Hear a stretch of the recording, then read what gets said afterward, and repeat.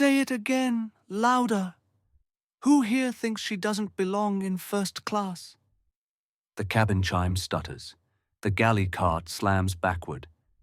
20 minutes from now, the man who said that will be begging her to touch the controls. Nobody's laughing then.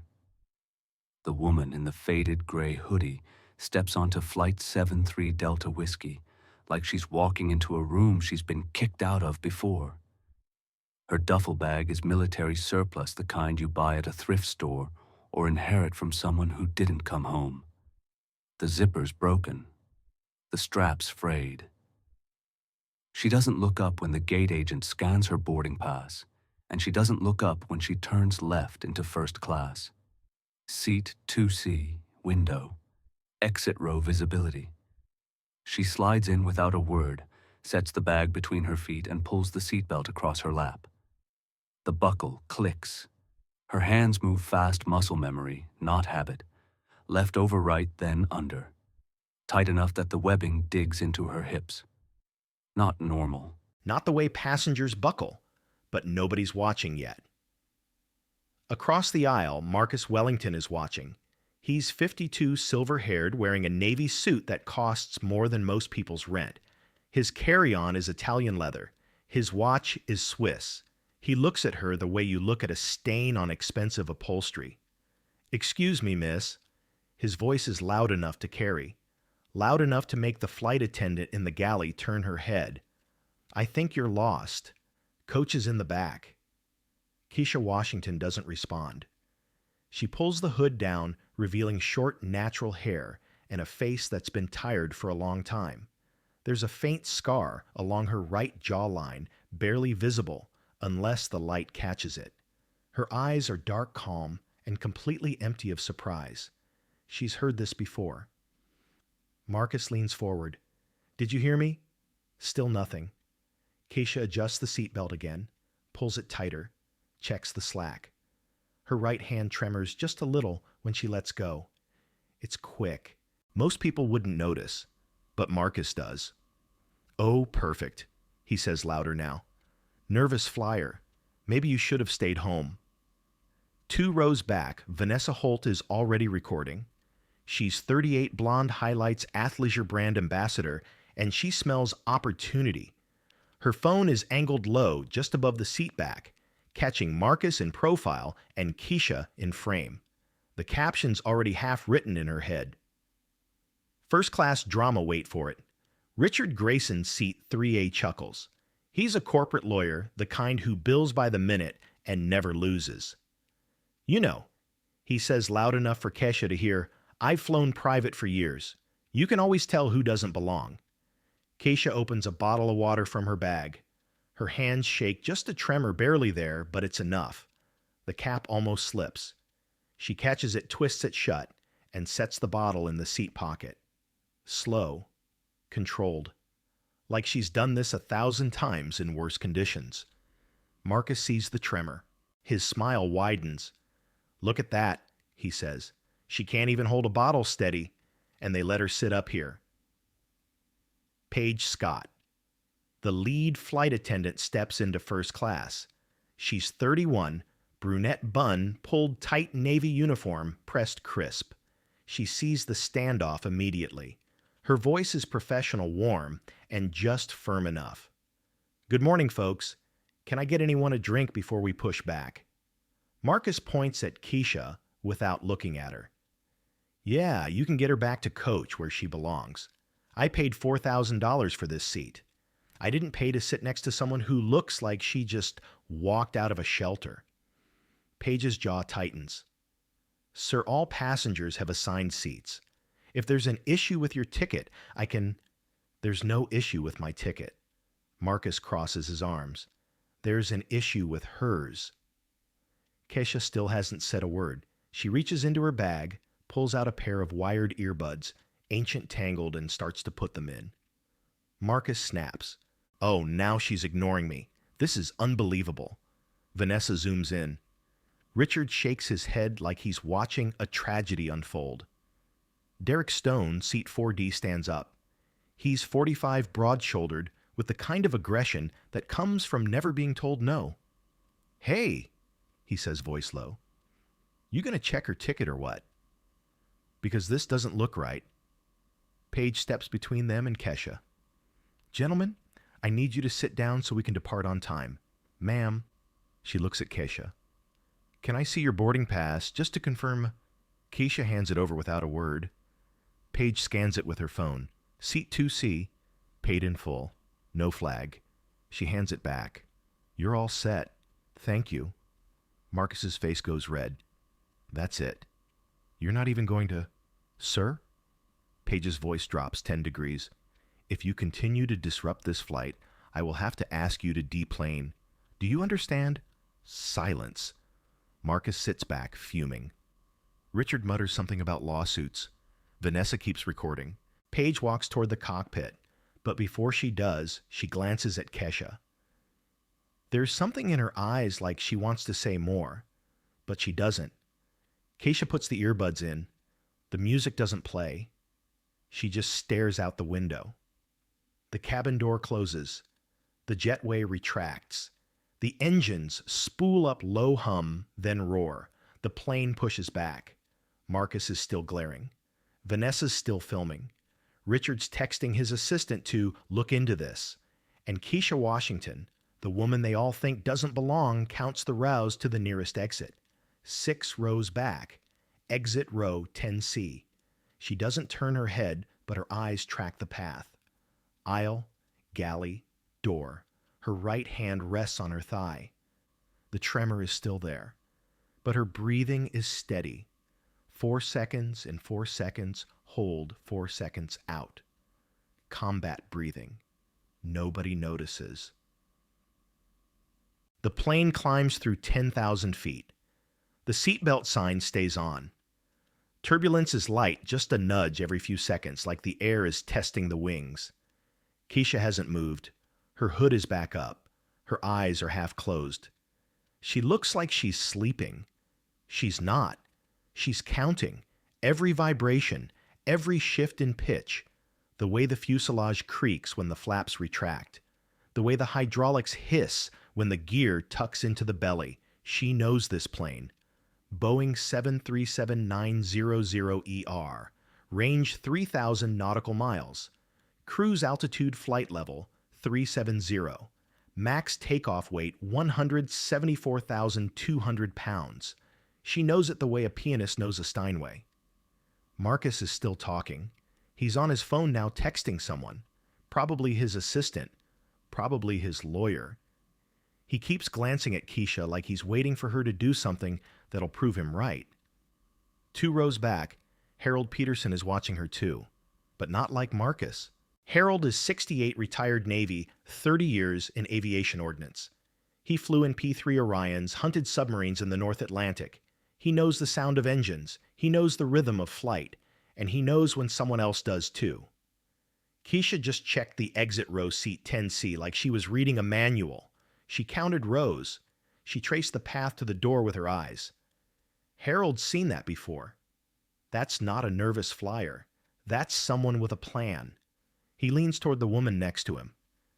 Catherine Reed, 52, cardiothoracic surgeon flying back from a conference in Boston. You see that? He whispers. Catherine looks up from her book. See what? The woman in the hoodie. Watch her hands. Catherine frowns. Why, just watch. They both watch. Keisha adjusts her seatbelt again. Same motion. Left over right under pull. Tight. Then she presses her palms flat against her thighs and breathes 4 seconds and holds 4 seconds out. Her shoulders don't move. Her chest barely rises. It's not normal breathing. It's controlled. Tactical. Catherine's eyes narrow. That's odd. Harold nods slowly. That's military. Up front, Marcus is getting louder. I'm serious, Paige. If she's flying on miles from a stolen credit card, that's fraud. You need to report this. Paige is at the galley prepping drinks. She doesn't turn around. Sir, I've already checked her boarding pass. Everything is in order. Then check again. Sir, do your job. Vanessa pipes up from 3D. He's right, you know. I mean, look at her. Does she look like someone who flies first class, Richard laughs. What does someone like her even do for work? Seriously. Keisha's eyes open. Just a little. She doesn't turn her head, doesn't react, but her jaw tightens. Just once. Paige walks back to first class, stops at Marcus's seat, and leans down. Her voice is low, calm, and ice cold. Sir, if you make one more comment about that passenger, I will call the captain, and we will divert to the nearest airport. Do you understand me? Marcus stares at her. His mouth opens, closes. He sits back. Paige walks away, but the damage is done. The cabin is tense now. People are whispering, looking. Kesha is the only one not moving. The plane hits cruising altitude, 37,000 feet. The seatbelt sign clicks off. The captain's voice crackles over the intercom, smooth southern drawl, the kind that sounds like everything's under control. Folks, this is Captain Miller. We're level at flight level 370 on course for Denver. Weather looks good most of the way, but we've got some light chop ahead, nothing serious. Should have you on the ground in about 2 hours. Sit back, relax, and enjoy the flight. Keisha glances at her watch. It's a Breitling emergency old, scratch the kind pilots wear when they're serious about survival. The face is analog, but there's a small digital screen on the side. It's not showing the time. It's showing frequency 121.5. Guard frequency, emergency channel. She doesn't touch it, just looks. Then closes her eyes again. 14 minutes later, the turbulence hits. It's not light chop. It's moderate, bordering on severe. The plane drops 5 feet in half a second. Overhead bins rattle. A phone skitters down the aisle. Someone yelps. The seatbelt sign dings back on harsh insistent. Keisha's eyes snap open. She looks at her watch, then out the window, then at the ceiling. Her head tilts just a fraction, like she's listening to something nobody else can hear. The turbulence hits again, harder. The plane shudders, rolls left, corrects. The wings flex. Boeing designed them to bend, but passengers don't like watching it happen. Someone in coach screams. Marcus grabs the armrest. What the? The plane drops again. This time it's longer. 3 seconds of free fall. The galley cart slams into the bulkhead. A water bottle rolls past Keisha's feet. The lights flicker. Keisha's hands move to her seatbelt. She checks the slack, tightens it again. Then she starts counting under her breath. 4, 4, 4. Harold hears her. He leans forward. What did you say? Keisha doesn't answer. She's staring at the ceiling, eyes locked on the overhead panel. The turbulence is rhythmic now, every 4 seconds, like a pattern, like a pulse. 4-second intervals, she whispers. Classic wind shear pattern. Harold's eyes go wide. What did you just say? Keisha looks at him. For the first time, she makes eye contact. Her voice is quiet, flat, and absolutely certain. It's wind shear. Microbursts. The storm cell is moving southeast at 20 knots. If they don't climb or descend, we're going to ride this all the way to Denver. Harold stares at her. How do you... The plane drops again. 5 feet. The engines roar thrust, spooling up to compensate. Kesha's lips move. She's not talking to Harold anymore. She's talking to herself. Squawk 7700 if it gets worse. Marcus hears that. He whips around. What did you just say? Keisha doesn't look at him. Marcus's face twists. Did you just say, squawk, what you a pilot now? Stick to your knitting, sweetheart? Vanessa gasps, delighted. Her phone is up again. Oh my God, this is gold. Richard shakes his head. Unbelievable. But Harold is frozen. Because squawk 7700 is the emergency transponder code. And nobody knows that unless they've flown. Or controlled. Or been in a cockpit when things went wrong. Catherine leans over. Harold, what's going on? Harold's voice is low. That woman, she just used ATC language. So, So nobody knows that unless they're in aviation. Catherine looks at Kesha, then at Harold. You think she's... I don't know what she is, but she's not just a passenger. The turbulence eases. The plane levels out. The captain's voice returns apologetic calm. Folks, sorry about that. We're adjusting altitude to get above the weather. Should be smooth from here. Kesha closes her eyes again, but her hands stay on her thighs, and the tremor is still there. If you're also frustrated when someone gets judged for no reason, hit that like button and subscribe so you don't miss what happens next. Because sometimes the quietest person in the room is the most dangerous one there. The next 20 minutes are uneasy calm. The plane climbs to flight level 390. The air smooths out. Passengers start to relax. Marcus orders a whiskey. Vanessa posts a teaser clip with the caption, "First Class Meltdown Coming Soon." Richard goes back to his email, but up front in the cockpit, something is wrong. Captain Miller is 55 years old, 28 years with the airline, 14,000 flight hours. He's seen everything: engine failures, hydraulic loss, bird strikes, you name it. But right now, he's seeing stars. Not the good kind.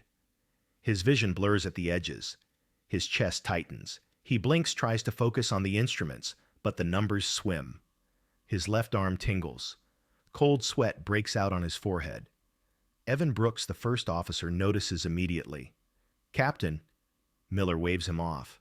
"I'm fine, just tired." "Sir, you don't look fine." "I said I'm fine." But his voice cracks. His hand slips off the yoke. He catches himself, grips the armrest. "Just give me a minute." Evan's heart is hammering. He's 28 years old. 3,000 hours. This is his first year at a major carrier. He's never flown alone with a sick captain. He's never had to take over. He's never. Miller slumps forward. "Captain." Evan grabs his shoulder. "Captain Miller." No response. Miller's breathing is shallow, rapid. His face is gray. Evan hits the call button for the cabin. "Paige, I need you up here. Now."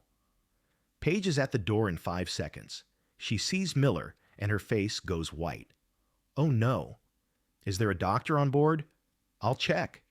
She's already moving already, keying the intercom. "Ladies and gentlemen, if there is a medical professional on board, please ring your call button immediately." In first class, Catherine's hand shoots up. She's already unbuckling. "I'm a surgeon." Paige waves her forward. "Hurry." Catherine rushes to the cockpit. She kneels next to Miller, checks his pulse, his pupils. He's tachycardic. Possible cardiac event. We need to get him out of this seat. Evan's voice is shaking. "Can you stabilize him?" "I can try, but we need to land soon." "We're 90 minutes from Denver." "Then find somewhere closer." Evan's hands are on the yoke now. The plane is flying itself, autopilot engaged, flight management system locked on course. But if something goes wrong, if the weather turns, if they need to deviate, he's alone. Paige looks at Catherine. "Can you stay with him?" "Yes, but I need someone to help me move him." Paige steps back into the cabin. "I need a volunteer, someone strong." Harold stands up. "I got it." They move Miller to the jump seat, strap him in. Catherine monitors his vitals. His pulse is 120, blood pressure dropping. He's conscious barely, but he's not flying. Evan is alone in the left seat, and in the cabin, nobody knows yet. Kesha does. She heard the intercom, heard the urgency in Paige's voice, heard the cockpit door open and close twice. She's been counting, timing, listening. She stands up. Marcus sees her. "Where do you think you're going?" Keisha ignores him. She walks to the galley. Paige is there talking on the interphone. Keisha waits. Paige hangs up, turns, sees her. "Ma'am, please return to your seat." Keisha's voice is quiet, steady. "I can help." Paige blinks. "I'm sorry. Your first officer is alone. Your captain is down. I can help." Paige's eyes narrow. Are you a pilot? Keisha doesn't answer directly. Tell him to squawk 7700. Tell him to request priority handling and ask for icing forecast at Colorado Springs. Paige stares at her. How do you... Marcus is out of his seat now. Derek, too.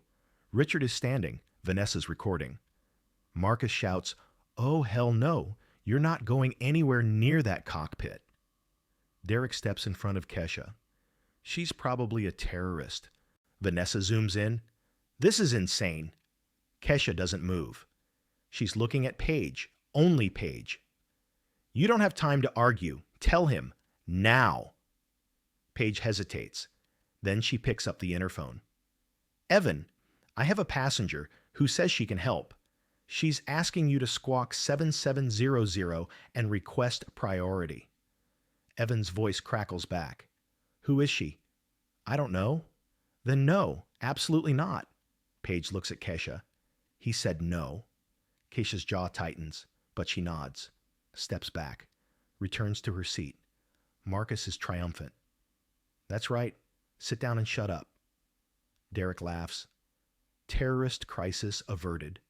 Vanessa posts another update. Woman tries to storm cockpit, flight attendant shuts her down, but Harold is watching Kesha's face, and he sees something nobody else does. Resignation. Not defeat, resignation. Like she's seen this before. Like she knows what's coming, and she knows nobody's going to listen until it's too late. 10 minutes later, the weather changes. The sky outside goes from blue to slate gray. The turbulence returns worse than before. The plane shakes. The seatbelt sign dings on. Paige's voice over the intercom. Folks, we're experiencing some rough air. Please return to your seats and keep your seatbelts fastened. But it's not just rough air. The radar in the cockpit is frozen. The weather display shows nothing, just a blank screen. Evan radios Denver Center. Denver, November 73 Delta Whiskey. We've lost weather radar. Request vectors around any cells. Denver Center responds. November 73 Delta Whiskey, Denver Center. Advise you have multiple cells in your path. Recommend vector 270 descend and maintain flight level 280. Evan reads it back, but his voice is shaking. Copy vector 270. Descend to flight level 280. He starts the turn. The plane banks, and then the turbulence hits like a fist. The plane drops 15 feet. The wings flex. The engines scream. Overhead bins pop open. Someone's bag falls into the aisle. A woman in coach starts crying. Evan's hands are white on the yoke. Come on, come on. Another drop. 20 feet. The plane rolls right. Evan corrects. Overcorrects. The plane rolls left. The autopilot disconnects, loud, harsh beep. Evan is hand flying now, and he's terrified. In the cabin, people are screaming. Marcus is gripping his armrest so hard his knuckles are bone white. Vanessa has stopped recording. Richard's face is green. Derek is silent. Kesha is calm.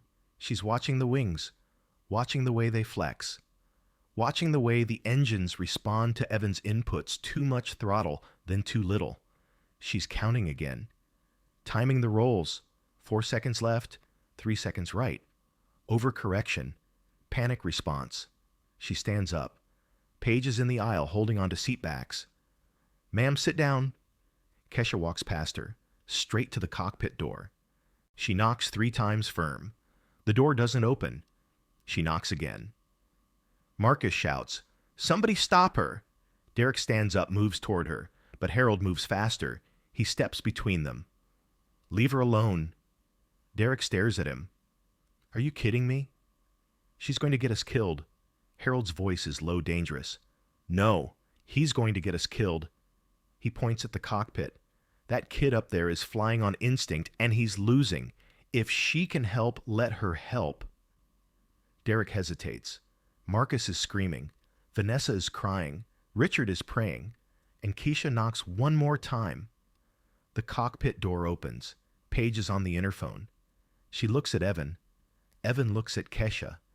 His face is pale, terrified. He's 28 years old, and he's never been this scared in his life. Kesha's voice is quiet, calm. "Let me in." Evan's mouth opens, closes. He looks at Miller unconscious in the jump seat. He looks at the instruments. He looks at Kesha, and he nods. Kesha steps inside. The door closes. 5 seconds later, the plane stops shaking. It doesn't stop all at once. It's gradual.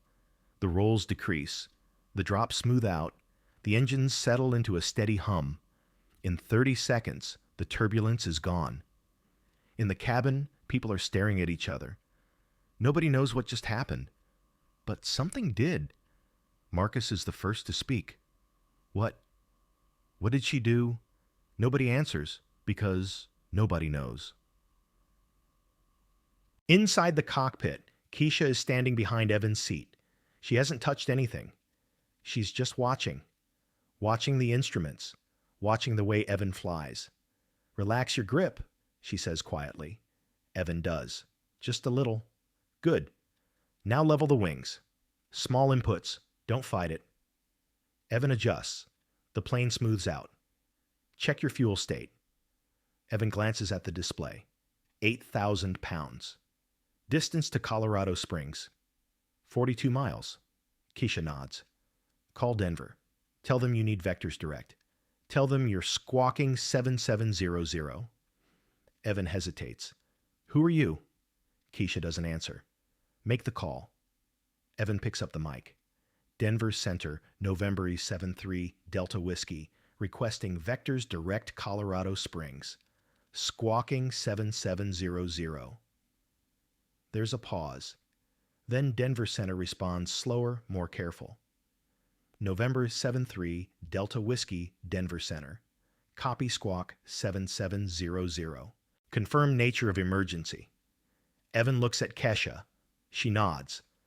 "Denver Center, we have a medical emergency pilot incapacitation, and we've lost weather radar. Requesting priority handling." Another pause. Longer this time. "November 73. Roger. Priority handling approved. Cleared direct Colorado Springs, descend pilot's discretion. Emergency equipment will be standing by." Evan exhales. It's the first breath he's taken in 2 minutes. Keisha steps back. "You're doing fine. Just keep it steady." Evan looks at her. Really looks at her. "You're a pilot." Kesha doesn't answer. "You have to be. Nobody talks like that unless..." The plane shudders, hard. Not turbulence. Something else. The engine 2 oil pressure gauge drops. Fast. Red light. Alarm. Evan's eyes go wide. "No, no, no, no." Keisha leans over his shoulder, scans the panel. "Engine 2. Low oil pressure. Shut it down. We can't fly on one engine in this weather." "Yes, you can. Shut it down before it fails." Evan's hands are shaking. "I've never done a single engine approach." "I have." Kesha's voice is steel. "Shut it down, now." Evan reaches for the engine 2 fuel cutoff. His hand hovers over the switch. Kesha's hand covers his. Steady. No tremor. "Do it." Evan flips the switch. Engine 2 spools down. The plane yaws right. Evan corrects with rudder. The remaining engine, engine 1, roars louder, compensating. The plane stays in the air. Barely. Evan keys the mic. His voice is cracking. "Denver Center, November 73 Delta Whiskey. We have shut down engine 2. We are single engine. Souls on board 178. The response is immediate. November 73, Denver Center copies. Maintain current heading. We're clearing airspace. You are number 1 for any runway you want." Evan looks at Kesha. "What do we do?" Kesha doesn't answer. She's staring at the fuel gauge, at the weather display, at the distance to Colorado Springs.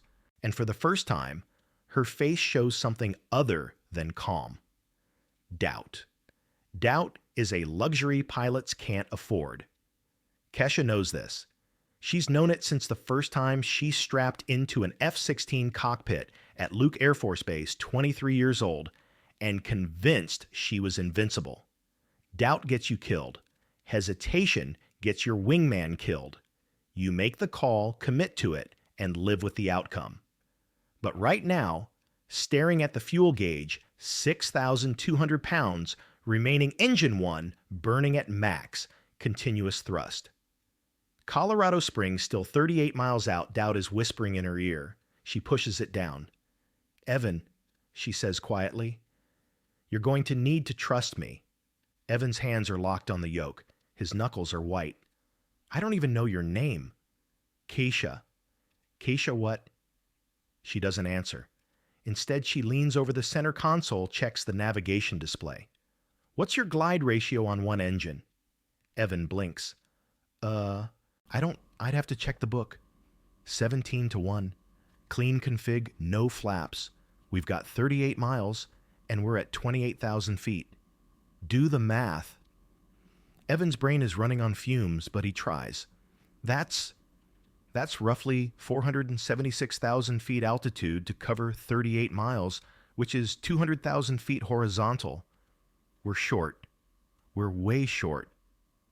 By how much? I don't know. Maybe 10 miles. 9.2 miles. Kesha's voice is flat certain. Which means we need to descend at exactly 3,000 feet per minute, hold VREF plus 15 knots, and hope engine 1 doesn't quit before we reach the outer marker. Evan stares at her. "How did you calculate that in your head?" Kesha ignores the question. "Call Denver. Tell them you need direct Peterson Air Force Base instead. It's 4 miles closer, and the runway is longer." "Peterson," Evan's voice cracks. "That's a military base. I know what it is. Call them." Evan hesitates, but the fuel gauge doesn't lie. He keys the mic. "Denver Center, November 7-3 Delta Whiskey, requesting vectors direct Peterson Air Force Base. Emergency traffic, single engine." There's a pause, longer than before. Then a different voice comes on, female, older. "Careful. November 7-3 Denver Center. This is Commander Rodriguez. Confirm you are requesting Peterson AFB." "Affirmative." "Stand by." The radio goes silent. Evan looks at Kesha. "Why Peterson?" "Longer runway, better emergency equipment, and they'll clear the airspace without asking questions." "How do you know?" Kesha's jaw tightens. "Because I've landed there before." Before Evan can respond, Rodriguez comes back. "November 7-3 Denver Center. We are coordinating with Peterson Command Post. Confirm nature of assistance required." Evan looks at Kesha. She reaches for the mic. He hands it to her, and when she speaks, her voice changes. It's not louder. It's not different in pitch, but there's a weight to it, an authority that wasn't there before. "Denver Center Spectre 2-1 actual. Requesting direct Peterson emergency equipment on standby single engine approach. Declare Mayday." Silence. Rodriguez's voice comes back slower. Careful. "November 7-3. Say again, call sign. Spectre 2-1 actual. I have the aircraft." Another pause. "Spectre 2-1, confirm your last active duty station." Kesha doesn't hesitate. "Aviano Air Base, Italy. 555 Fighter Squadron. F-16, Charlie Block 50. Tail number 87023. The pause is longer this time. Evan is staring at her like she just spoke a language he's never heard. In the jump seat, Captain Miller stirs, semi-conscious eyes fluttering. Rodriguez comes back. Her voice is different now. Not skeptical, respectful. Spectre 2-1, Denver Center. Stand by for verification. Keisha sets the mic down. She reaches into her hoodie pocket and pulls out a small object, flat round metallic, a challenge coin. She sets it on the center console between the throttles. Evan looks down at it. The coin is scratched worn. On one side, an F-16 Viper in full afterburner wings swept nose pointed skyward.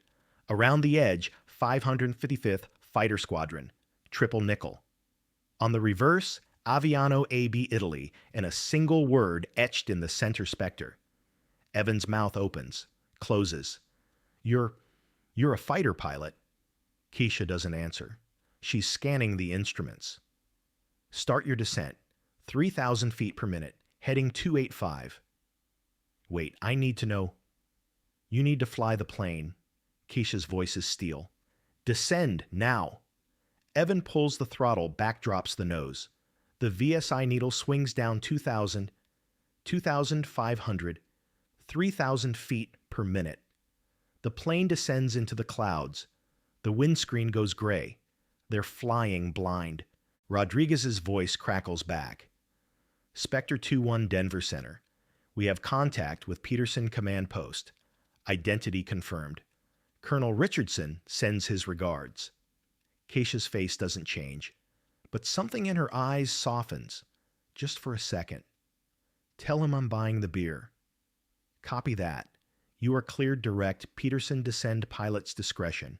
Emergency equipment is rolling. Expect runway 35, left ILS approach. Winds 340 at 18, gusts 25. Ceiling 800, visibility 2 miles in snow. Evan's face goes pale. Snow. Keisha is already ahead of him. Turn on engine anti-ice. Wing anti-ice. Pitot heat. It's already on. Check it. Evan scans the overhead panel. The anti-ice switches are on, but the indicator lights are dim. He taps one. It flickers. Oh no. What? The anti-ice system. I think it's failing. Kesha leans over, looks at the indicators. Then she looks at the outside air temperature gauge. Minus 12 degrees Celsius. Prime icing conditions. How long has it been like this? I don't know, maybe since we lost engine 2. So we're accumulating ice. Probably. Keisha closes her eyes, thinks. The plane is descending through 17,000 feet. They're 12 minutes from Peterson. Engine 1 is running hot exhaust gas, temperature climbing. Fuel is down to 4,800 pounds. And now they're icing. She opens her eyes. What's your VREF for this weight? Evan checks the approach page. 138 knots. Add 20. Fly 158 all the way down. That's way too fast. Ice adds weight and kills lift. If you fly at VREF, you'll stall on final. Fly 158 or we don't make it. Evan swallows. Okay. And keep the nose down. If you climb, you'll ice faster. Copy.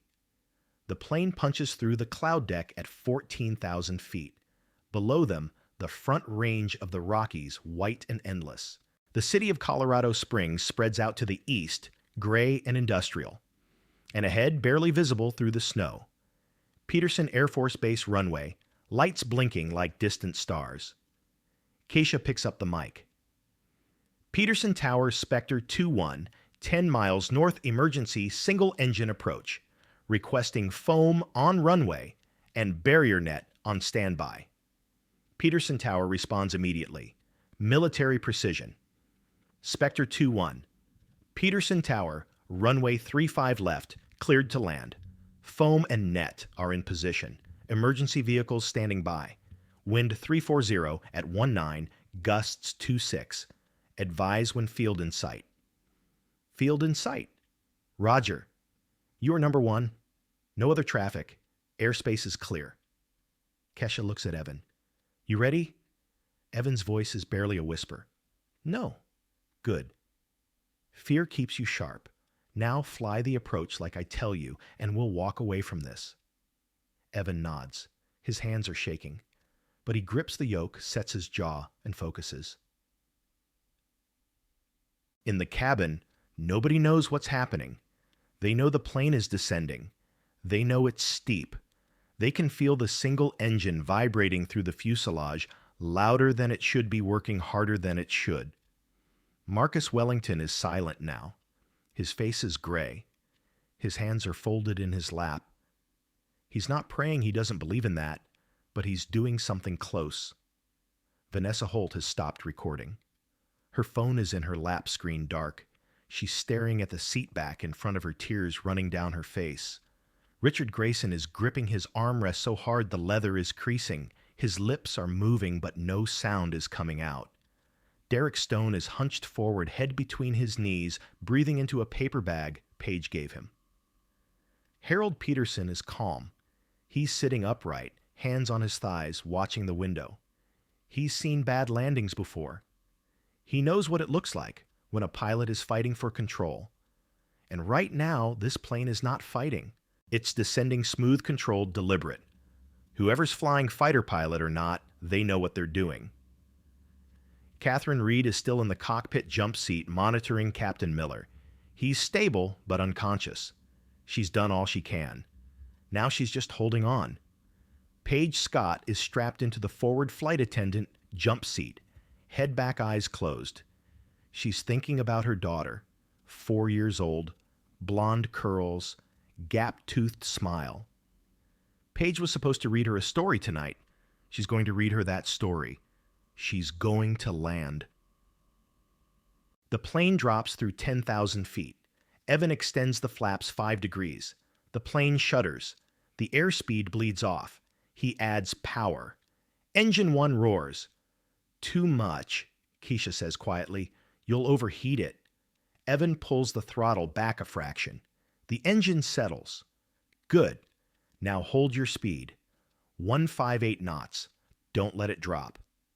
Evan nods. His eyes are locked on the airspeed indicator. They pass through 8,000 feet.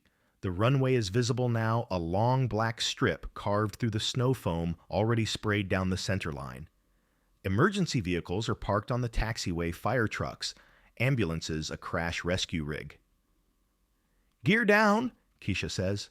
Evan pulls the gear lever. The hydraulics whine. 3 green lights. Gear down and locked. Flaps 15. Evan moves the flap lever. The plane slows. The nose drops. More power. Evan pushes the throttle forward. Engine 1 screams. They're at 6,000 feet, 5 miles out. The glide slope is steep, too steep for a normal approach, but Keisha knows what she's doing. This is a tactical descent, military style. Get down fast, get down close. Don't give the weather time to kill you. Flaps 30. Evan extends full flaps. The plane balloons slightly. He corrects. Good. Now hold it. 158 knots. Don't chase the speed. Evan is laser focused. His hands are steady now. The fear is still there, but it's buried under training, under discipline. 4,000 feet, 3 miles out, and then the plane shudders. Hard. The left wing dips. The stall warning chirps, just once, then goes silent. Ice, Keisha says. On the leading edge. Don't fight it. Keep your speed up. Evan adds power. The stall warning stops. 3,000 feet, 2 miles out. Peterson Tower. Spectre 2-1. You are slightly right of centerline. Advise if you need vectors. Kesha. Negative. We're correcting. She taps Evan's shoulder points to the runway. Aim for the numbers. Don't flare early. Let it settle. Evan nods. 2,000 feet. 1 mile out. The runway fills the windscreen. Foam glistens under the lights. The barrier net is stretched across the far end just in case. 1,000 feet. The plane is stable now, descending at 700 feet per minute. Speed 158 knots. Engine 1 at max, continuous thrust. 500 feet.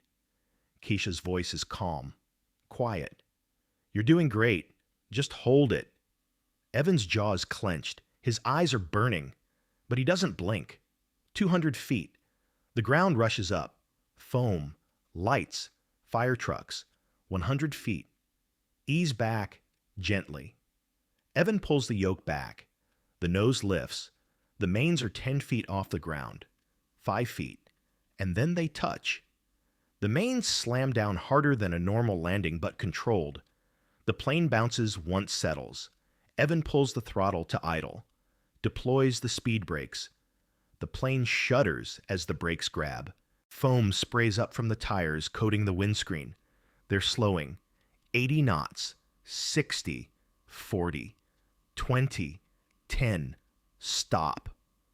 The plane sits in the middle of runway 35 left, surrounded by foam emergency vehicles closing in from all sides. Evan's hands fall from the yoke. He stares at the windscreen, breathing hard. Keisha reaches over, shuts down engine 1. The turbine spools down. The cockpit goes silent. Evan looks at her. His face is pale, sweaty, exhausted. "We're alive." Keisha nods. "We're alive." And then Evan starts laughing. Not funny laughter, hysteria, relief. He covers his face with his hands and laughs until he's crying. Keisha just sits there staring at the foam-covered windscreen. Her hands are in her lap. The tremor is back, worse than before. Her right hand is shaking so badly she has to grip her thigh to stop it. Catherine leans forward from the jump seat. "Keisha, are you okay?" Keisha doesn't answer. She's staring at her hands. The cabin erupts, not in panic, in relief, in disbelief, in gratitude. People are crying, hugging strangers. Someone starts clapping, then everyone is clapping. The sound fills the cabin, overwhelming, cathartic. Paige unbuckles Stan's keys the intercom. Her voice is shaking. "Ladies and gentlemen, welcome to Peterson Air Force Base. Please remain seated until we are clear of the runway. Emergency personnel will be boarding shortly." More applause. Someone shouts, "Thank you." Another voice, "We made it." Marcus Wellington sits frozen in his seat. He's not clapping. He's staring at the cockpit door. His face is ashen. He knows. He knows who saved them. Vanessa is sobbing into her hands. Richard is pale, silent. Derek is still hunched over, breathing hard. But Harold Peterson is smiling. He turns to Catherine. I told you she was military." Catherine shakes her head, half laughing, half crying. "You were right." Harold unbuckles Stan's, walks to the cockpit door. He knocks. Paige sees him, opens it. Harold steps inside. He sees Keisha sitting in the captain's seat, hands shaking, face blank. He sees Evan still crying. He sees the challenge coin on the console. Harold picks it up, looks at it, then looks at Keisha. 555 Fighter Squadron, he says quietly. Triple nickel. You flew Vipers out of Aviano. Keisha doesn't look at him. A long time ago. How long? 6 years. Grounded after Kandahar. Harold nods slowly. He sets the coin back down. You saved us. Keisha finally looks at him. Her eyes are tired. Ancient. I just flew the plane. No. Harold's voice is firm. You did more than that. You did what nobody else could do. Keisha doesn't respond. She stands steps past him out of the cockpit. Paige is waiting. Ma'am, I need to get off this plane. We have to wait for... I need to get off. Now. Paige sees the look in her eyes. She nods. Okay. Come with me. Echeen. The forward door opens. Cold air rushes in, sharp biting. The jetway isn't attached yet. Emergency stairs are being rolled up. Keisha steps onto the platform, breathes in the freezing air. Her lungs burn. It feels good. Below, fire trucks surround the plane. Paramedics are boarding through the aft door. Air Force security forces are setting up a perimeter. And standing at the bottom of the stairs, in a flight suit and a leather bomber jacket, is Colonel Dan Richardson. He's 58, gray hair, buzzed short face, weathered by 30 years in the cockpit. He sees Keisha and grins. Spectre, he calls up. Heard you were rusty. That didn't look rusty to me. Keisha walks down the stairs. Her legs are shaking. She reaches the bottom and Richardson catches her by the elbow. Easy, he says. You're okay. Keisha nods. But she's not okay. Her hands won't stop shaking. Her breath is coming in short, shallow gasps. The cold air isn't helping anymore. Richardson guides her to a waiting Humvee. Medics on the way. Just breathe. I'm fine. Like hell you are. He opens the door, helps her inside. Sit. That's an order. Keisha sits. Richardson climbs in next to her, shuts the door. The heater is blasting. Keisha leans back, closes her eyes. You flew single engine through icing in a wide body, Richardson says, with a co-pilot who'd never done it, and you put it down without a scratch. That's not fine. That's incredible. Keisha doesn't respond. Richardson leans forward, looks at her hands. They're still shaking. PTSD. Yeah. Kandahar. Yeah. Richardson nods. I read the report. Engine fire, single-engine landing barrier engagement. You walked away. Your jet didn't. I walked away. Kesha's voice is hollow. My wingman didn't. Richardson goes quiet. He was on my 6. Kesha continues. Her eyes are still closed. Ground fire hit me first. I took the engine. He stayed with me, talked me through it. And when I landed, he banked hard to avoid my jet. And he stalled. Low altitude, no ejection window. Richardson exhales slowly. I didn't know that. It's not in the report. Keisha opens her eyes. They classified it. Training mishap. Pilot error. They grounded me for PTSD and medical. Honorable discharge. Thanks for your service. Here's your coin. Kesha. I haven't flown since. 6 years. And today I put 178 people on a plane that should have crashed. Her voice cracks. I didn't save them, Dan. I just got lucky. Richardson is silent for a long moment. Then he reaches into his jacket and pulls out a folded envelope. This arrived 3 days ago from the FAA. They're reviewing cases of grounded pilots with exceptional records. Waiver program for PTSD if you pass a psych eval and a simulator check. Keisha stares at the envelope. Why are you showing me this? Because you're not done flying. Richardson hands it to her. And after today, you've got one hell of a recommendation letter. Keisha takes the envelope, doesn't open it, just holds it. Outside, the cabin door opens. Passengers are being escorted off the plane slowly, carefully. Paramedics are checking vitals. Air Force personnel are taking statements. And then Marcus Wellington appears at the top of the stairs. He's walking on his own, but he looks like he's aged 10 years. His suit is wrinkled. His hair is disheveled. He sees the Humvee, sees Richardson, sees Kesha. He walks down the stairs, stops at the bottom, looks at her. For a long moment, neither of them speaks. Then Marcus's mouth opens. His voice cracks. He clears his throat. I owe you an apology. Kesha looks at him, blank. Marcus continues. I said things, terrible things, and I was wrong about everything. He pauses. You saved my life, and I don't know how to thank you. Kesha's voice is quiet, flat. You don't have to. I do. No, you don't. Keisha looks away. You were scared. People say ugly things when they're scared, but you're alive. That's enough.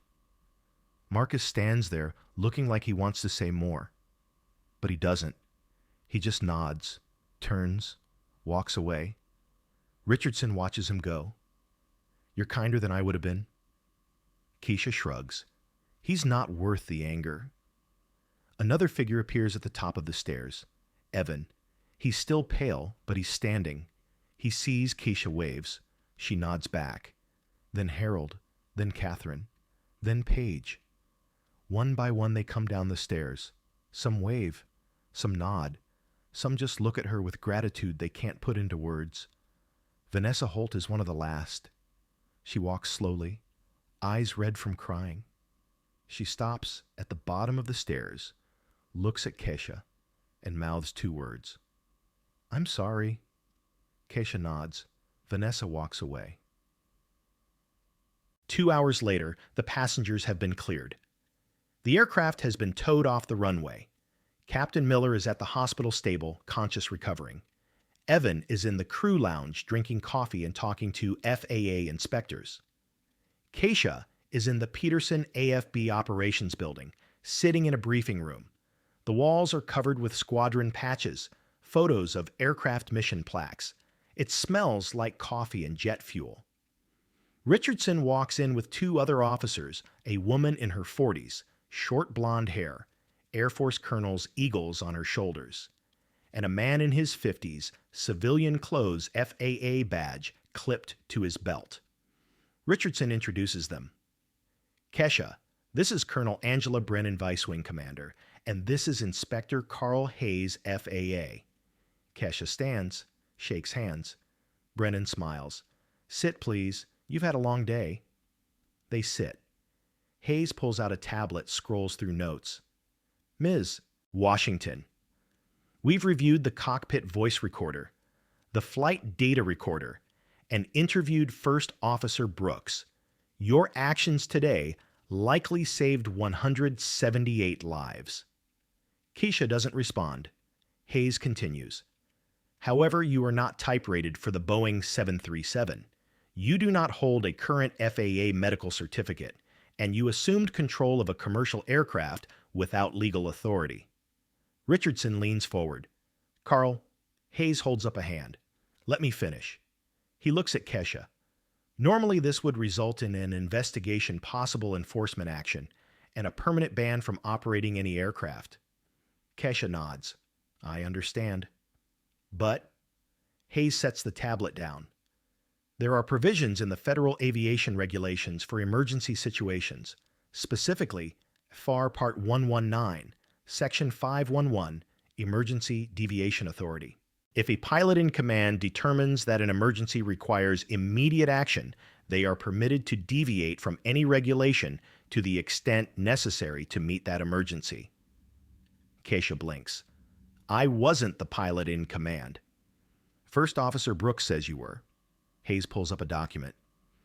Quote, she took control of the situation when I couldn't. She gave the orders. She flew the approach. She saved us. End quote. He looks at her. In my assessment, you acted as PIC under emergency authority, and you did so with extraordinary skill. Keisha stares at him. So, no investigation. Oh, there'll be an investigation. Hayes smiles. But not the kind you're worried about. The NTSB is already calling this a textbook emergency response. The airline wants to give you a commendation. And the FAA, he pauses. The FAA would like to offer you a position. Keisha frowns. A position. Brennan speaks up. Simulator instructor, here at Peterson. Training pilots in emergency procedures, single-engine approaches, severe weather system failures. The kind of scenarios that can't be taught from a manual. Richardson adds, and if you accept, we'll sponsor your medical waiver. Full eval, full support. You'll fly again. Kesha looks at the three of them, then at the patches on the wall, then at her hands. The tremor is still there, but it's smaller now. I need time to think, she says quietly. Take all the time you need, Brennan says. But for what it's worth, we need people like you. People who've been through hell and came out the other side. People who know what it's like when everything goes wrong. Kesha nods. Thank you. They stand, shake hands again. Brennan and Hayes leave. Richardson stays. He sits back down. You okay? Kesha doesn't answer right away. She's looking at the patches. 555 Fighter Squadron. Triple nickel. Her old unit. I haven't thought about flying in 6 years, she says quietly. I thought that part of my life was over. Maybe it was. Richardson stands, walks to the window. Outside, an F-16 is taxiing toward the runway afterburner trail glowing in the dusk. Or maybe it's just starting again. Different plane, different mission, same pilot. Kesha watches the Viper take off. The roar shakes the windows. The jet climbs, vertical punches through the clouds, disappears. She closes her eyes, breathes. I'll think about it, she says. Richardson smiles. That's all I ask. 3 weeks later. The video goes viral. Not Vanessa's video. She deleted that. Harold Peterson's video. He recorded it on his phone during the descent. It's shaky amateur, but the audio is clear. You can hear the fear in the cabin, the crying, the praying, and then you hear Harold's voice. Everybody shut up, she's doing a combat descent. The video ends with the landing. the sound of the tires hitting foam, the cabin erupting in applause. Harold posted it with a simple caption: "The quiet woman in 2C just saved 178 lives. Her name is Keisha Washington. She's a hero." Within 48 hours, it has 20 million views. News outlets pick it up: CNN, Fox, MSNBC. The headlines vary, but the story is the same: fighter pilot saves commercial, flight after crew incapacitation. The airline releases a statement: "We are grateful for the actions of Ms. Keisha Washington, whose extraordinary skill and composure in a crisis undoubtedly saved lives. We are honored to present her with our highest commendation for civilian bravery." The FAA releases a statement: "Ms. Washington's actions are a reminder that aviation safety depends on the skilled judgment and courage of individuals who rise to meet extraordinary challenges." And Marcus Wellington releases a statement: "I was wrong. I judged someone based on appearances, and I was completely, utterly wrong. Keisha Washington is a hero. I owe her my life, and I will spend the rest of mine trying to be a better person." Keisha doesn't read any of it. She's sitting in a simulator at Peterson AFB flying an approach in a Boeing 737. Single engine, severe icing, low visibility. The instructor, a retired airline captain, watches from the observer seat. "Okay, now you're going to lose your hydraulics." Alarms blare. The controls go stiff. Keisha doesn't flinch. Manual reversion, increasing airspeed for control authority, extending gear early for drag management. The instructor grins. "You've done this before." Once or twice, Keisha lines up the runway drops. The nose bleeds off speed. The simulated plane touches down smooth as silk. The instructor shuts off the sim. Pass, with flying colors, literally. Keisha unbuckles, steps out. Richardson is waiting outside the sim bay. "How'd it go?" he asks. "I passed." "Good, because I just got a call from United. They want to hire you as a ground school instructor." And Delta called, and Southwest. Apparently everyone wants the woman who landed a 737 on one engine. Keisha shakes her head. "I haven't decided yet." "I know." Richardson hands her a piece of paper. "But this might help." It's a letter on FAA letterhead. Keisha reads it. "Dear Ms. Washington, after review of your medical records, psych evaluation, and simulator performance, the FAA has granted you a special issuance medical certificate valid for all classes. You are cleared to return to flight status. Welcome back." Keisha stares at the letter. Her hands don't shake. "They cleared me," she whispers. "They cleared you." Richardson smiles. "So what are you going to do?" Keisha looks out the window. A C-17 is landing massive gray wings, flexing as it touches down. Beyond it, the front range stretches into the sky, white peaks against blue. She thinks about Kandahar, about the engine fire, about her wingman's voice in her headset. "You got this, Spectre. Just fly the jet." She thinks about Flight 73 Delta Whiskey, about Evan's terrified face, about the coin on the console, about the sound of the cabin erupting in applause.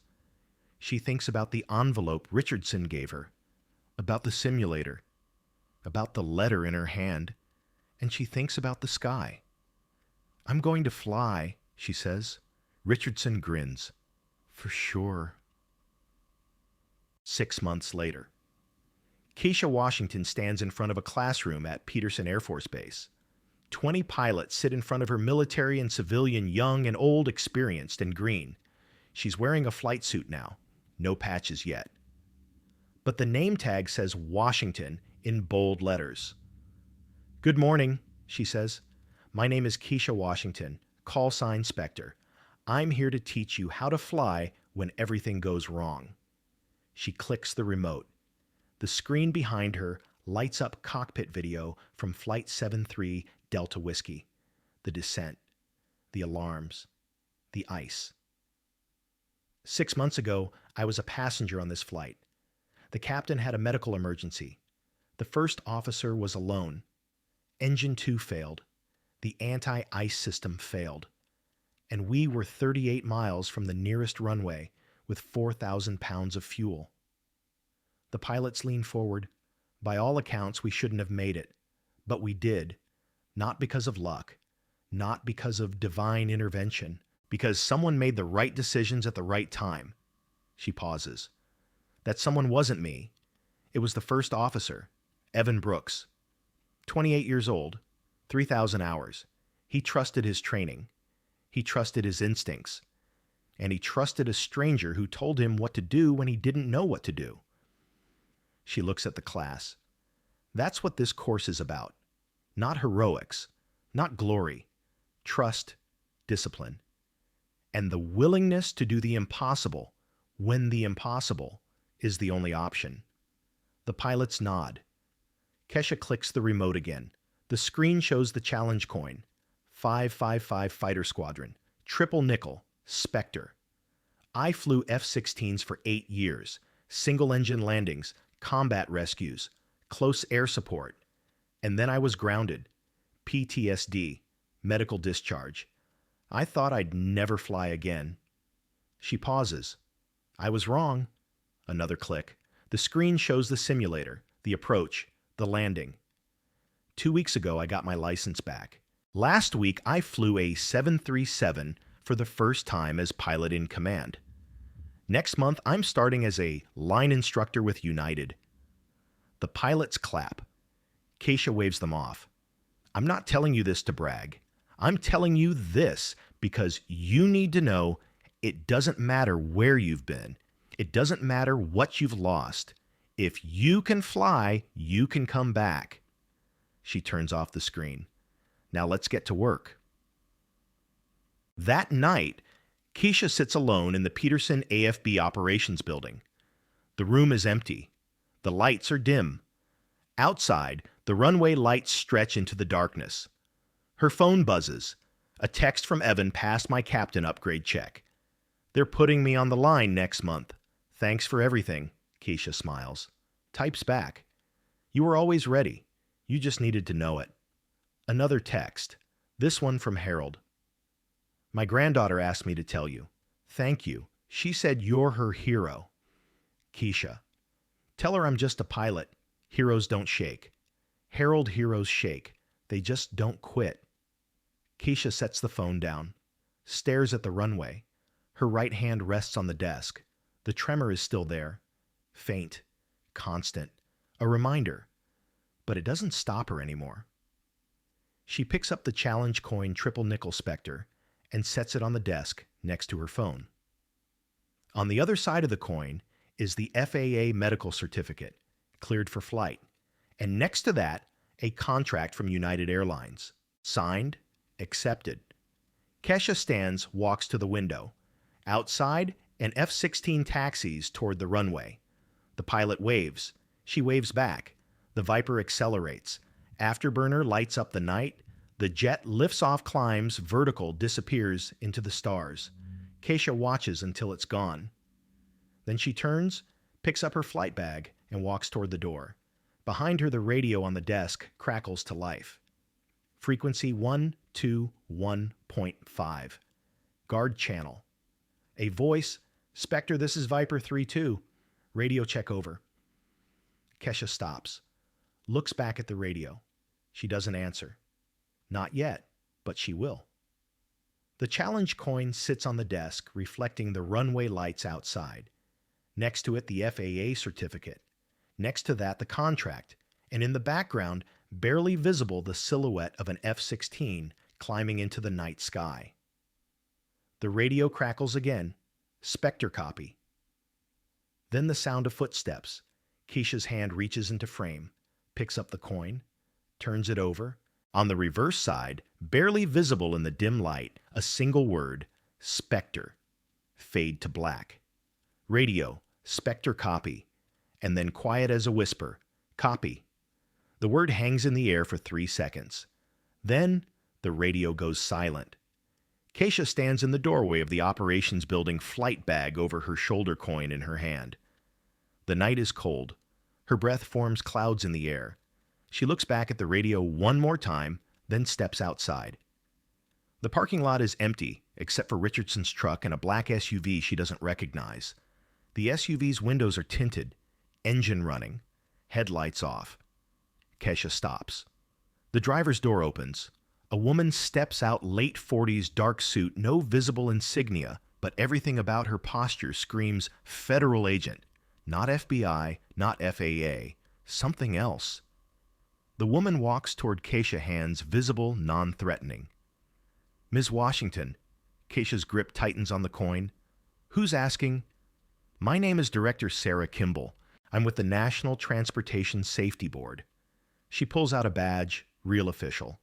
I'd like a moment of your time. It's 10 p.m. I know. I apologize for the hour, but this couldn't wait. Kesha doesn't move. If this is about Flight 73 Delta Whiskey, I already gave my statement. It's not about that flight. Kimball glances at the operations building behind them. Is there somewhere we can talk privately? Kesha hesitates, then nods toward a bench near the flight line fence. There. They walk in silence. Sit. The runway stretches out in front of them, lights blinking in sequence. In the distance, a C-17 is being prepped for a night sortie ground crew, swarming fuel trucks idling. Kimball speaks first. 6 months ago, you landed a Boeing 737 with one engine, no weather radar icing conditions, and a first officer who'd never done a single engine approach. Textbook doesn't even begin to cover it. I was in the right place at the right time. No. Kimball's voice is firm. You were the right person, and that's why I'm here. Kesha looks at her. What do you want? Kimball pulls out a tablet, unlocks it, turns it toward Kesha. The screen shows a list, incident reports, dates, locations. Kesha scans it. Delta Flight 1024 uncontained engine failure. Denver to Atlanta. Pilot incapacitation, emergency landing LaGuardia. Southwest Flight 837, severe turbulence. Phoenix to Chicago. Dual hydraulic failure, crash landed Oklahoma City. United Flight 622 bird strike, San Francisco to Tokyo. Loss of thrust, both engines ditched Pacific, all souls recovered. Kesha looks up. I've read about these. What's your point? The point, Kimball says, is that in the last 18 months, we've had 14 incidents involving commercial aircraft where traditional procedures weren't enough. Pilots had to improvise, make decisions outside the manual. And in 12 of those cases, they succeeded because someone on board crew or passenger had military or unconventional flight experience. So you're tracking outliers. We're tracking survivors. Kimball takes the tablet back. The NTSB has a division you've never heard of. We call it the Emergency Flight Advisory Network, EFAN. It's a rapid response team of pilots, military test experimental, who can be consulted in real time during an aviation crisis. Kesha frowns. Consulted how? Satellite link, secure frequency. If a flight crew encounters something they've never trained for, they can reach out to us. We patch them through to someone who has. And you want me to join this network? Yes. Kesha leans back, exhales slowly. I'm already committed to United. I'm teaching at Peterson. I don't have time for... This isn't a full-time position. Kimball cuts her off, not rudely but firmly. You'd be on standby. Carry a satellite phone. If we need you, we call. Most months we won't. But when we do, she pauses. It's the difference between a headline and a tragedy. Kesha stares at the runway. You're asking me to relive the worst moments of my career every time that phone rings. I'm asking you to use them. Kimball's voice softens. You've been through hell, Kesha. Kandahar. The discharge. 6 years of wondering if you'd ever fly again. And then Flight 73, Delta Whiskey. You know what it's like when everything goes wrong. That knowledge, that experience, it's rare. And it's valuable. It's also exhausting. I know. Kimball stands. Think about it. No pressure. But if you say yes, you'll be helping people. you'll never meet. Pilots who are exactly where you were 6 months ago, alone, scared out of options. She hands Kesha a card. Black embossed letters, Director Sarah Kimball, NTSB EFON Division. On the back, a phone number. Nothing else. Call me when you decide, Kimball says. Then she walks back to the SUV, gets in, and drives away. Keisha sits alone on the bench, turning the card over in her hand. The coin is in her other hand. She looks at both. Triple nickel, Spectre. And now, maybe something new. She stands, pockets the card, and walks to her car. The next morning, Keisha is in the simulator again. This time it's a different scenario. Total electrical failure night approach, no instruments. The kind of emergency that shouldn't be survivable. She flies it anyway. By feel, by sound, by memory. When the sim shuts down the evaluator, an Air Force colonel named Travis just shakes his head. That was, I don't even know what to call that. Desperation flying. No, that was art. Kesha unbuckles, steps out. Travis follows her into the debrief room. Listen, I know you're starting with United next month, but I have to ask, have you thought about coming back to the Air Force instructor pilot? Test eval. We'd fast-track your reinstatement. Kesha stops. I was discharged for PTSD. Waivers exist. And after what you did, you'd have every general in the Pentagon signing off. I don't want to fly fighters anymore, Travis. Then don't. Fly tankers, transports. Teach the next generation how to handle the impossible. He crosses his arms. You're too good to waste on civilian passenger ops. Kesha looks at him for a long moment. You sound like Richardson. Because he's right. She doesn't respond, just walks out. But the words follow her. That night, Keisha is at home, a small apartment, off base, bare walls, minimal furniture. She hasn't decorated. She's been here 3 months, and it still looks temporary, because part of her believes it is. She sits at the kitchen table, laptop open, scrolling through emails. One from United Welcome, aboard Captain Washington. Your first sim session is scheduled for next Monday. Another from Delta. We'd love to discuss an instructor position. Please call at your convenience. Another from a news outlet. Would you be interested in an interview about your experience? She closes the laptop. Her phone buzzes. Text from Richardson. Dinner tomorrow. Want to introduce you to someone. Kesha, who? Richardson, old friend. Flew A-10s in the Gulf War. Now works for NASA. You'll like her. Keisha stares at the message. NASA. She hasn't thought about space in years. But once upon a time, it was the dream. Every fighter pilot's dream. Fly fast, fly high, fly higher than anyone. She types back, okay. Another buzz. This time, an unknown number. Keisha almost ignores it. But something makes her open it. The message is short. Spectre 2-1, we have a situation. Are you available? Keisha's pulse quickens. She types, who is this response? EFAN. Director Kimball, inbound flight hydraulic failure pilot, requesting unconventional approach. Need your input. Call this number immediately. Keisha stares at the message. She looks at the card on the table. Black. Embossed. EFAN. She looks at her phone. She looks at the coin triple nickel Spectre sitting next to the laptop, and then she picks up the phone. Dials. 2 rings. Kimball answers. Kesha, thank you for calling. We have a Boeing 757 40 minutes out of LAX, lost both hydraulic systems. Crew is considering a gear-up landing. I need you to talk them through an alternative. Keisha's mind is already racing. 757. Hydraulics. Gear up versus controlled crash. What's their fuel state? 6,000 pounds. Winds, light, 5 knots, runway, 35 right. Put me through. Patching now. A click. Static. Then a voicemail, mid-30s, trying to stay calm. This is Delta 683 Heavy. Who am I speaking to? Keisha's voice is steady. Firm. The voice she used 6 months ago. The voice she thought she'd never use again. Delta 683. This is Spectre 2-1. I'm a consultant with the NTSB. I've flown manual reversion approaches in worse conditions. I'm here to help. What's your current altitude and airspeed? A pause. Then 15,000 feet, 250 knots, slowing. Good.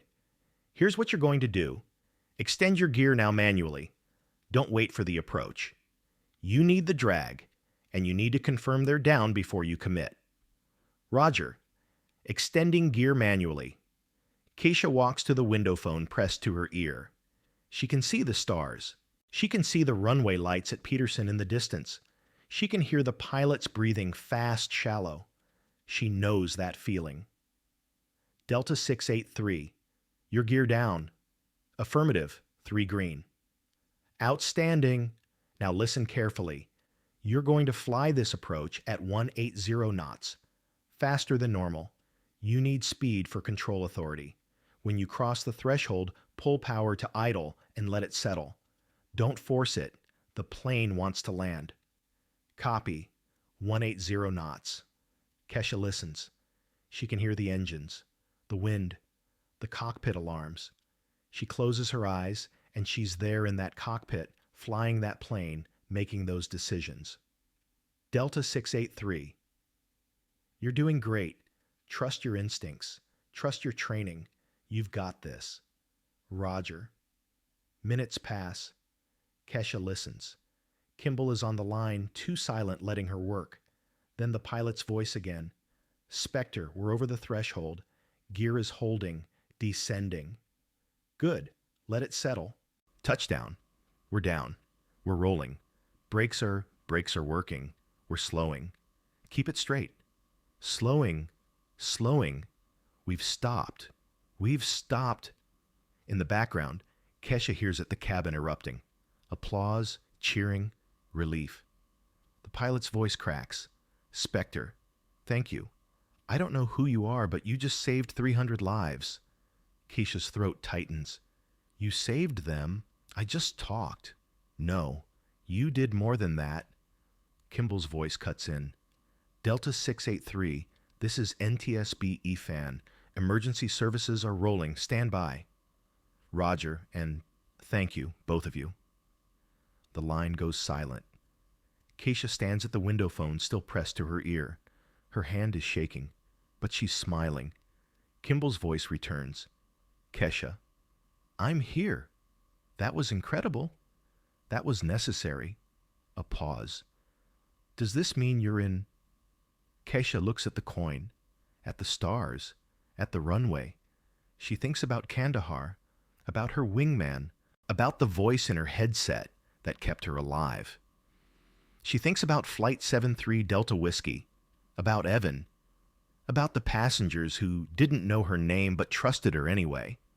She thinks about Delta 683, about a pilot she's never met who just landed a plane that should have crashed. And she thinks about the question Kimball asked. Are you willing to relive the worst moments of your career? The answer is yes, because those moments aren't just hers anymore. They belong to everyone who needs them. I'm in, Kesha says. Good.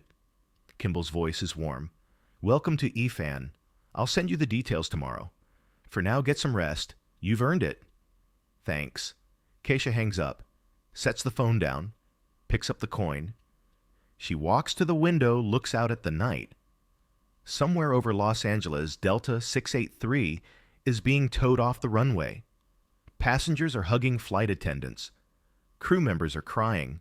And one pilot is sitting in the cockpit, staring at his hands, wondering how he just did the impossible. Keisha knows that feeling too. She opens the window. Cold air rushes in. She breathes it in sharp, clean, alive. Behind her, the laptop chimes. New email. She walks over, looks at the screen. Subject: NASA Astronaut Candidate Program. Invitation to apply. Kesha stares at it. Her hand hovers over the trackpad. She doesn't open it. Not yet. Instead, she looks at the coin one more time. Triple nickel. Spectre. And she thinks, maybe. Maybe the sky isn't the limit anymore. Maybe it's just the beginning.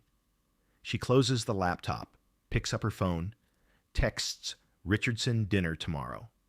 I'm bringing questions. His reply is instant good. She's bringing answers. Kesha smiles, sets the phone down, walks back to the window. The runway lights at Peterson blink in sequence, green, white, guiding planes home.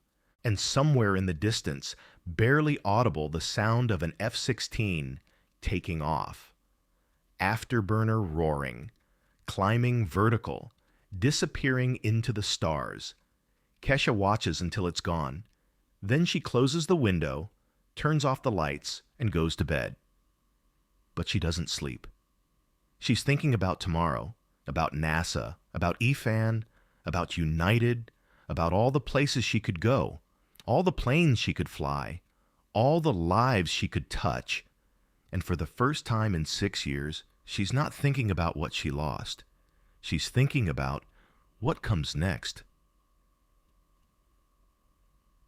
Fade to black. On-screen text appears. 3 months later, Keisha Washington became the first NTSB EFAN consultant to assist in 5 emergency landings in a single quarter. 6 months later, she was accepted into the NASA Astronaut Candidate Program. Her call sign remains Spectre, and the sky is no longer the limit. Final image. The challenge coin sits on a desk. Next to it, a NASA application folder. Next to that, a satellite phone. And in the reflection of the desk's surface, barely visible, the silhouette of a space shuttle launching into orbit. The radio crackles one last time. Spectre ready for the next one. A pause, then a voice. Quiet, steady, certain. Always.